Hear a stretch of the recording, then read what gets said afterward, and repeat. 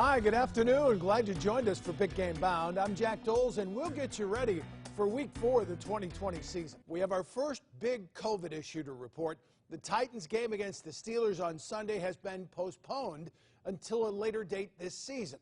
Earlier this week, 4 Titans players had tested positive for COVID-19. In a statement today, the league announced an additional player and staff member from the Titans had tested positive. So no game for the Titans and the Steelers in Week 4. We'll start with the insights from Jarrett Payton in Chicago. Jarrett, what's going on with the Bears? They've overcome double-digit deficits in the fourth quarter twice in their first 3 games. Is there magic in the air?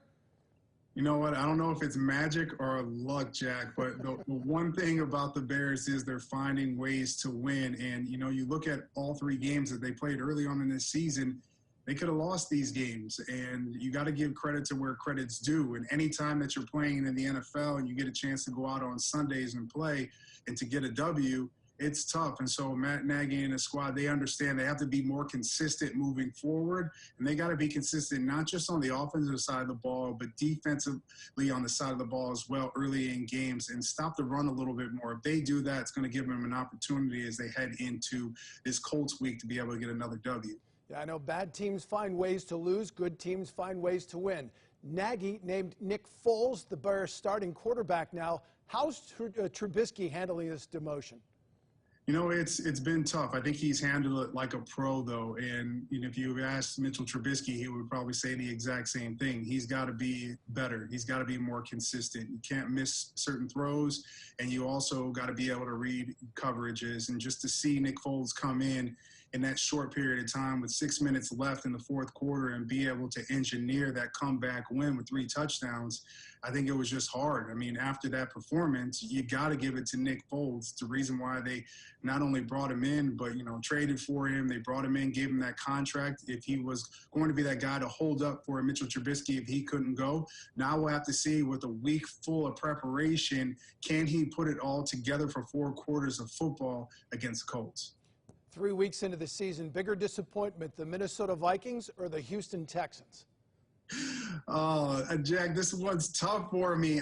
Just because I'm going to stay in the division, all right, in NFC North. I'm going to say Minnesota, because you think about Minnesota a few years ago, you just think about everything that they were building, really strong on the defensive side of the ball. All they were looking for was a quarterback, a game manager to come in to be able to solidify themselves in the NFC North and hopefully make a Super Bowl run.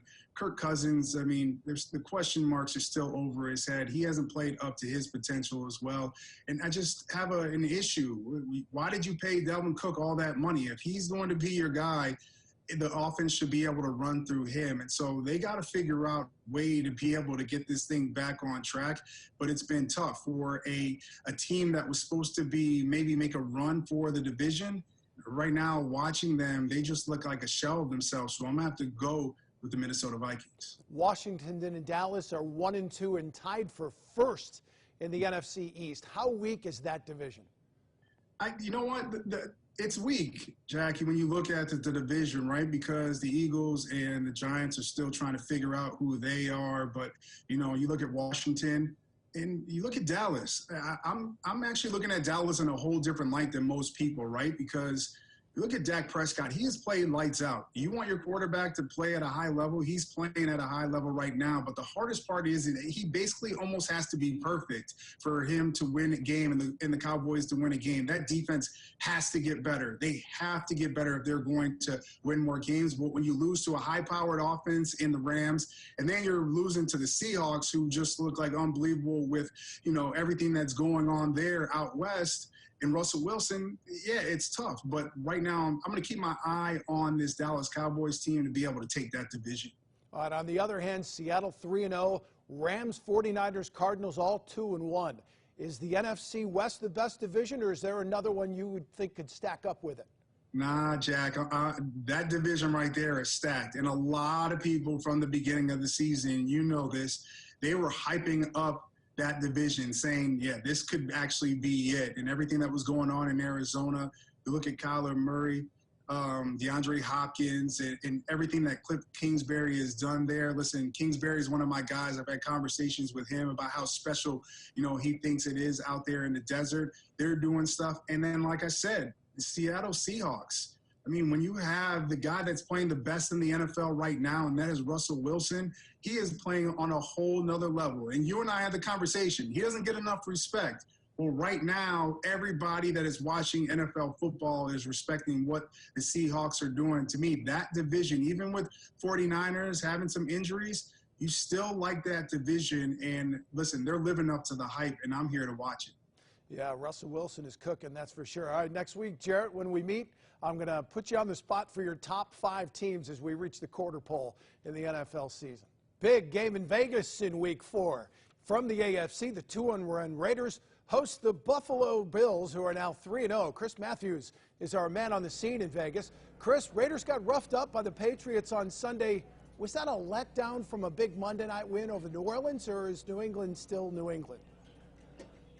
God, I think New England's New England, but it was an interesting game in that first half. The Raiders come out. Then, the big problem with the Raiders right there in that game was the turnovers. When you have Josh Jacobs marching down the field, then he turns the ball over, of course, then 2 fumbles by Derek Carr. It was just one of those situations where the first half you're thinking, hey, maybe the Raiders can play with this team, and then the second half just kind of all came apart with the poor tackling, turnovers, some missed throws. Some bad reads, and it all came crashing down. But so now it's a new day, a new season, a new week, and they got the Buffalo Bills rolling into the Allegiant Stadium this week. Yeah, you just can't beat yourself. Darren Waller goes from 12 catches one week to just 2 catches on 4 targets the next. Did the Patriots take him out of the equation, or was he just not part of the focus in the game plan? You know, I think he was part of the game plan. In fact, we talked with him yesterday, and we kind of wondered, in fact, Bill Belichick mentioned it, how they kind of rerouted Waller, took him out of the equation there. But we asked Waller yesterday at this function that he was at, kind of what happened coming off that big game against the Saints and then really nothing to speak of against the Patriots. And he said, no, I was open on a few plays. They just didn't see me. So he's still trying to get open, still getting open, and felt confident that Derek could have come his way, but he just didn't. But he's a talented kid, and he looked for him to have a big game against the Bills. I think they'll go back to him. At least Carr will look that way a little more often this week. Yeah, and Chris, he's one of the feel-good stories in the NFL this year, a guy who dealt with substance abuse early in his career. Now he's clean, one of the top tight ends in the game. How big is his story played in Vegas? You know, perfect timing for that question, because just yesterday, for the first time ever, the Raiders held an event outside of the virtual events and press conferences and meetings that you've seen. What a great story it is, of course, the substance abuse. He's out of the league, comes back, plays well. Now what's really neat is he can tell his story to the kids that he's trying to help here in Las Vegas. The function, by the way, was a rousing success. It was sold out, half capacity, but sold out for the numbers they could have here in Las Vegas. And a lot of people paid a lot of money to go to that event and raise money for the kids here in Southern Nevada. And a lot was raised, thousands raised by Darren Waller. And we did a live shot with him here in Southern Nevada, and he talked about how he can now, because he's been there, he can help the kids and tell them his story. He says, the story is never written, you can always change, and he says each week you can get better. So really a terrific story. You mentioned it, one of the feel-good stories in the NFL. Love to hear it. Thanks. He was a basketball player too, by the way. Yeah, he said that he in high school he was a basketball player. His dad says, you got to focus on basketball, you're a great player. Averaged a double-double, but he said, no, my career is in football. I think he made the right choice. Yeah, tight ends are typically some of the most impressive athletes on a team. John Gruden always provides some colorful quotes. Last week it was Slam Newton. What's he saying about Josh Allen, who has looked fantastic in year 2? Well, he really has, and he compared him in his press conference yesterday to John Elway, the way he can get around, the way he can scramble, the way he has that big pocket presence, and he can do some unusual things with that arm. And so he kind of compared him to John Elway. He really is impressed with this kid. So it's going to be a handful to stop. They've had some pretty decent quarterbacks recently to try to contain and hold, and this is another one. This Josh Allen kid from Buffalo looks pretty impressive through the first 3 weeks of the season. You know, unfortunately, I can just imagine all those people up in upstate New York and Rochester and Buffalo wanting to come to Vegas for the weekend. Probably had plans designed way back before this pandemic, and now nothing here. So it's really unfortunate for them to get out of the cold, get out of that dismal kind of northern New York area, come down to Vegas and spend a few days, and it's not going to happen for them, unfortunately. For more on the Bills, we call on Josh Reed in Buffalo. Josh, will Josh Allen ever have to pay for another Buffalo wing again? No, absolutely not. The guy, if he keeps this up, he'll probably be able to name the wings after himself. How much do his teammates believe in him right now? Oh, it's incredible. I mean, they say every time you get a chance to talk to these guys via Zoom, they say, we'd run through a brick wall for Josh Allen. You hear constantly from offensive coordinator Brian Dable and Sean McDermott that, hey, we trust 17. And in particular, when the game's on the line, he relishes that fourth quarter comeback. We've seen it time and time again. He's one of those players that wants the ball when the game's on the line, and he believes that he's going to win it. That's a special characteristic in a quarterback. Jets and Dolphins, you expected the Bills to beat. The Rams, that's a great win, but they're not making it easy on themselves, are they? No, they're not. They come out in the first half and just absolutely dominate the Rams, take a 28-3 lead, and then all of a sudden, the wheels just came off, and it was a complete collapse. In the past, if this happens to the Bills and they have a big lead, give it up, the Rams take the lead, the Bills do not win that game. This is a new cast of characters. These guys believe that no matter what the score, no matter how much time's left in the game, they have a chance to come back and win. It's just very rare that you see an NFL team give up that kind of a lead and then still come back and go on and win. Yeah, how much does that help the bonding of a locker room when they win all these close games? Oh, it's huge. I mean, the guys, like I said, the guys talk about it all the time, how much they believe in Josh Allen, and they believe in each other. Cole Beasley, he constantly uses the word dog. We got a bunch of dogs in here, and they truly believe that. This offense is unlike anything that Bills fans have seen going all the way back to the Jim Kelly days. This offense can put up points in a hurry, so they're never out of a game. Let's discuss this schedule now. 3-0 is nice, but their next 6 games are brutal. Raiders this week, Titans next, and then the Chiefs. Another battle with the Jets. That's followed up by the Patriots and Seahawks. Are they good enough to withstand what the NFL has thrown at them? Yeah, you know what? I think that they're better than some of the teams that you've mentioned. Kansas City, oh, man, we saw it. We saw it earlier this week. They are still the cream of the crop. They are the team to beat. They are a monster. The Bills get them on a Thursday night. Now, as of right now, the Bills aren't allowing fans into the stadium. So you kind of lose that home field advantage, which is huge here in Buffalo. They have the Kansas City game on a Thursday night. Obviously, the Tennessee Titans are a very good ball club. With the COVID cases that popped up there, well, obviously, like you guys will be tracking that, leading up to their game against the Bills. But, I mean, going into this week, the Raiders, quite frankly, they're better than the Raiders. This team should be 4-0 heading into next week, and then they obviously have the big road trip to the Titans. But you start the season 4-0, you know this as well as I do.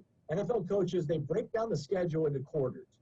If you start that first quarter 4-0, you've set yourself up for a playoff spot.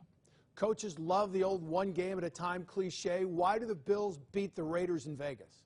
Yeah, they're just better. They just are. I mean, the Raiders are allowing over 31 points per game. The Bills have an explosive offense. Right now, Josh Allen is second in the NFL in passing yards and passing touchdowns. His weapons, they are loaded. Stephon Diggs, everybody talks about Diggs, and rightfully so, because he is a game changer. John Brown is about as good a number 2 receiver as you're going to find in the league. He's a little banged up right now, so we'll see how his calf injury progresses throughout the week. Cole Beasley had 100 yards receiving, 6 catches, and a big 3rd and 22 catch in that win over the Rams. Gabriel Davis is a name that I actually mentioned on a national hit that I had last weekend. I said, hey, keep your eye on this rookie. What's he do? Goes out and has 80 yards receiving. They have good running backs with Devin Singletary, with Zach Moss. This offense is going to put up a lot of points, and I just don't think the Raiders are going to be able to stop them. The new Swami here. Are they going to need more from the running game in this coming couple of weeks? Yeah, I mean, and at the end of the day, that you can throw the ball around, and it's great, and it's fun to watch, and That's why fans buy tickets. But at some point, it gets really cold here in Buffalo. And in December, they're going to have to be able to run the ball. Now, with that being said, this is a team that is averaging 4.5 yards a carry. Like last game, they were right around 4.5 yards, 5 yards a carry. They're not running it. They're not running it a lot, but they're running it effectively. And at the end of the day, in the NFL, the way they play the game now, it's not about running for 180 yards. Because guess what? That's what the Rams did last week. Guess what? Rams lost last week. The Bills threw the ball all over the field, ran it effectively enough, and they just keep stacking up wins. Our big guest this week played in the NFL from 2001 to 2015. He wore 10 different jerseys. Now he's made the transition to coaching at the University of Florida. Shane Graham joins us from Gainesville. Shane, what's more fun, kicking one through the uprights or seeing one of your guys nail one from like 45 yards? I believe the easiest amount of stress is actually kicking it yourself when you don't have any control over it in the moment. I think that makes it a little more stressful. But, that's why I got into coaching, was just to have that type of stress and, risk-reward type competitive feeling that I enjoyed as a player. I needed to have that, and I think that, when I became a coach, that kind of made it something that made me glad that I'd gotten into it. In week 2, we saw Harrison Butker of the Chiefs hit a 53-yarder. Flag was thrown, so then he had to kick it from 58 yards. He made it, but they called timeout, so he had to kick it a third time, and he drilled it. On a scale of 1 to 10, how difficult was that? That might be up there on top of anything, and I guess the only thing I could truly say might be harder would be a 70-mile-per-hour blizzard or something like that. But that situation, you've got to tip your hat to that guy, because not only is he hitting solid balls that travel that far 3 times in a row, but he's the farther back you go, the more margin for error, that angle sharpens down.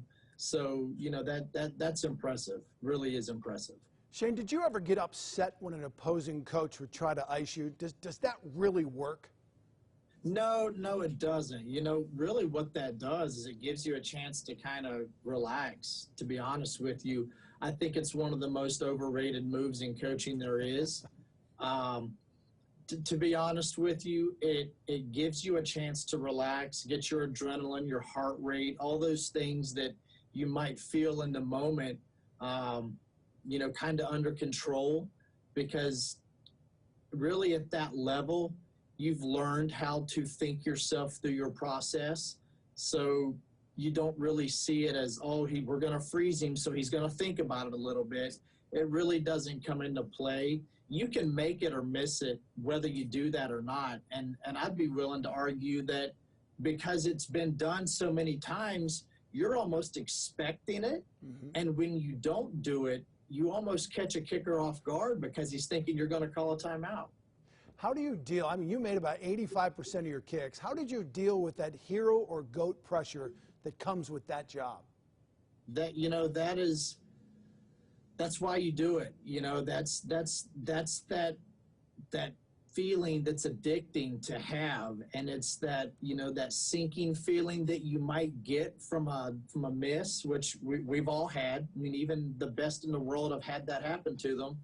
And, being at that level, the highest level you can be at, you have to accept that from day one. So you basically have to throw fear out the window. If you go into a situation like that and you're thinking, I've got to do this not to miss, then you've already created doubt. You've already created fear. And when you put those thoughts of fear into your head, you're basically wishing versus controlling. So if you create a process and you obsess in that process in that moment, then your process is what you're going to live in, and then the result is going to happen afterwards. So if you're worrying about the result before the process, then you're already kind of tipping the scales away from your favor. So really the best thing to do is you have to know that if you miss, it's going to be okay and life goes on, because if all you're worried about is, oh my God, I can't miss, it'll suck, they'll kill me on Twitter, I'll get booed, I'll get people heckling me at restaurants. Like, if you think those things, then you just can't do it. Kenny White is the Wizard of Odds. He's an odds maker, sports market analyst. You can see him on CBS Sports Line. He's also the author and publisher of Kenny White's College Football Power Ratings. You can get that in a PDF or a 3-hole binder. He predicts the final score for every college football game, basically tells you what the odds and total should be for every game. And he joins us from Las Vegas. Kenny, we have our first COVID postponement. How do bookmakers handle this? What kind of an impact does it have? Yeah, Jack, there was plans and a lot of talk going into the season how they would handle COVID for the year with a lot of caution. But you know what? The NBA and NHL did such a great job, and then Major League Baseball, that the sports books weren't that worried about COVID for the NFL. But they always were aware that if one team got it, they knew there was going to be an avalanche of money on the other side in a football game. So they're taking it off the board for now, and it's a wait and see if this game will be played on Monday or Tuesday, and then a new line will be put up. If the Titans get less practice time than the Steelers, will that have an impact on the line, or would it make you reluctant to place a bet on the Titans? Yeah, I think it would, unless you're going to really give me a big number. This game opened Tennessee 2.5. Was bet all the way to Pittsburgh, the favorite, at -1. The total was 47.5, bet down 0.5 point to 47 when bookmakers took the game off the board. So now we'll wait to find out what day the game is going to be played, but bookmakers will limit the amount of money bet on this game until they know exactly who is in and who is out for Tennessee.